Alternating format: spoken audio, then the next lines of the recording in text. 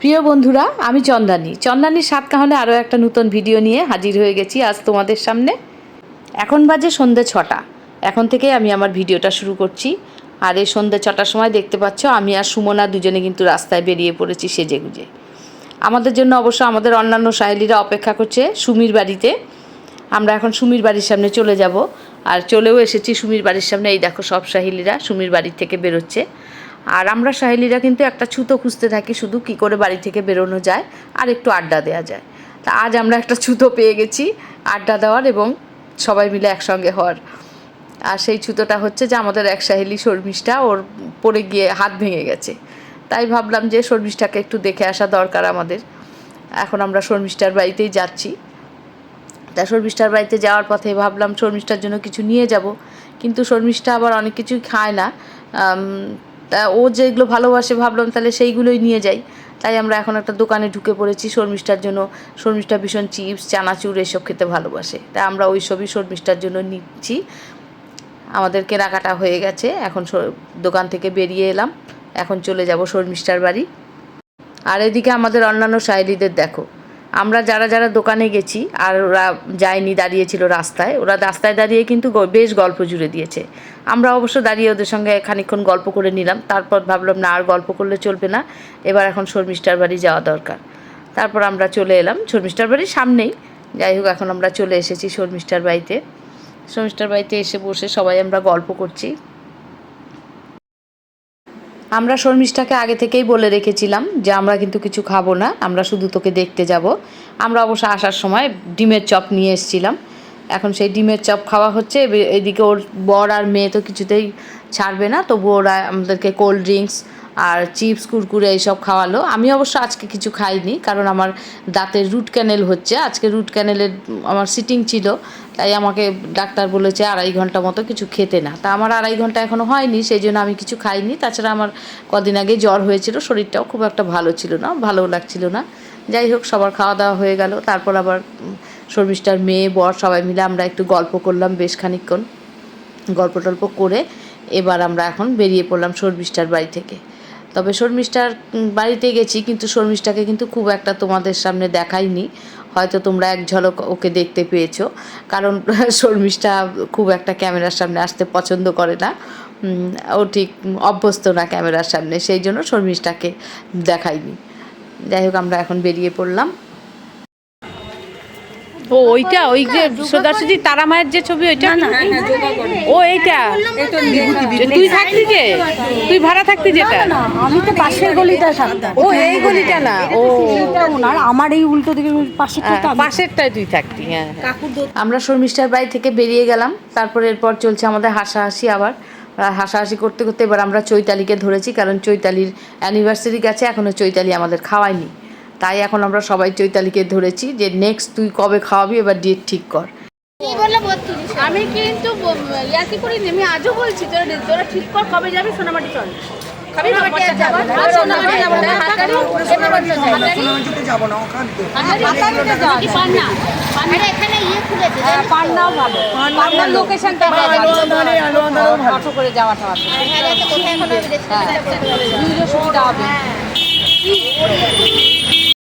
এইদিকে আমাদের সাহেলিদের দেখো, আমাদের কিন্তু আড্ডা শেষ হয় না। আমরা এক জায়গায় হলে কিন্তু সহসা বাড়ি আসতে চাই না।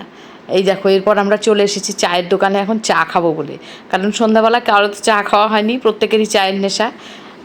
সেই জন্য সবাই চা খেতে চলে এসেছি। এবার গলা শুকিয়ে গেছে, আমি আবার একটা জল কিনে নিলাম দোকান থেকে, কিনে সবাই মিলে জল খাওয়া হলো। এখন চলছে আমাদের চা খাওয়া। আমাদের চা এসে গেছে।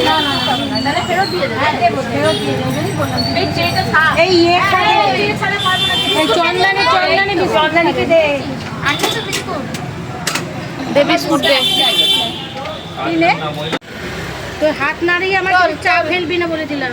হ্যাঁ, চা তুই যা করে মোবাইল জানিস না। এদিকে আমাদেরকে দেখো, পুরো আমরা চায়ের ঠেকে বসে কিন্তু আড্ডা দিচ্ছি, আর আমাদের আড্ডা পুরো জমে গেছে। চা খাওয়া চলছে আর চলছে আমাদের আড্ডা, হাসাহাসি, গল্প। এরপর আবার ঠিক করা হচ্ছে, মানে এখনও কিন্তু আমরা বাড়ি ফিরবো না, এখনও দেরি আছে আমাদের বাড়ি ফিরতে। মানে পরবর্তী আমরা কি করব সেই প্ল্যান চলছে। অবশ্য জুইকে চলে যেতে হবে, কারণ জুই অনেকটা দূর যাবে অটো করে, তাই জুই চলে যাবে এক্ষুনি। আর জুইকে আমরা চা খাওয়ার পর অটো করে তুলে দিলাম, জুই চলে গেল। তারপর আমরা এখন চলে এসেছি চুড়ির দোকানে, কারণ এই দোকানটা নূতন হয়েছে। আর দেখতে পেলাম অনেক সবুজ চুড়ি রাখা আছে। আর যেহেতু শ্রাবণ মাস, আমরা কোনো দিন শ্রাবণ মাসের সবুজ চুড়ি পরিনি, এই প্রথম হঠাৎ আমাদের শখ হলো চল আমরা সবাই মিলে আজকে সবুজ চুড়ি পরবো, শ্রাবণ মাস। তাই এখন চলে এসেছি আমরা চুড়ির দোকানে। আর চুড়ির দোকানে আমরা এসে যা করছিলাম, এই মেয়েগুলো তো পুরো অবাক হয়ে গেছে আমাদের দেখে, পুরো বাচ্চাদের মতো। যাই হোক, অনেক বছর বাদে কাচের চুড়ি পরলাম, সবাই যে যার চুড়ি পছন্দ করলাম, করে চুড়ি পরা হলো। চুড়ি পরার পর আবার আমরা হাত বাড়িয়ে সবাই ফটো তুলছিলাম। ফটো তোলার সময় আবার কে হাত নিচে দিচ্ছে, কে ওপরে দিচ্ছে, এই নিয়ে একটা ঝগড়াও চলছে আমাদের মাঝে। শাকাপলা তুই হাত উপরে দিচ্ছিস কেন? হ্যাঁ, আমি ভিডিওতে বুঝতে পারিনি, দাঁড়া। এরকম ও সব সময় কেন তুই একা? এই যে আমার এই চুড়িটা ছবি ধরো। এই ধরতে এইটা আরে তোল না হাতটাকে। ভিডিও করছে, এটা আমার হাত। এইটা আমার হাত, তোর হাত নাড়াবার বলো, এটা আমি। এটা আমি। এটা হ্যাঁ, আমি উল্টো করে নাম বলে ঠাড়ো করে আরে আয় এরকম কর না, একটা ছবি তুলবো। আরে ওরকম করিস না, দাঁড়া ছবিটা তুই। চল, হয়ে গেছে। ওদের কাস্টমার নেই বলে, নাহলে না তাড়িয়ে দিত তোদের। আর আমাদের অবস্থা দেখো, চুড়ি কেনার পর আমরা দেখতে পেয়েছি এই দোকানে কুর্তি আছে। এখন আবার কুর্তি দেখা চলছে। আর কুর্তি দেখতে দেখতে সুমি এমনভাবে বসে আছে যেন দোকানের মালিক। আর সুমিকে নিয়ে আমরা এই নিয়ে হাসাহাসি করছিলাম। এবার ওকে জিজ্ঞেস কর দিদি এগুলো কত দিচ্ছেন। সুমি হাঁপিয়ে গেছে, বলছি কিন্তু ধারে বাকি তো হবে না।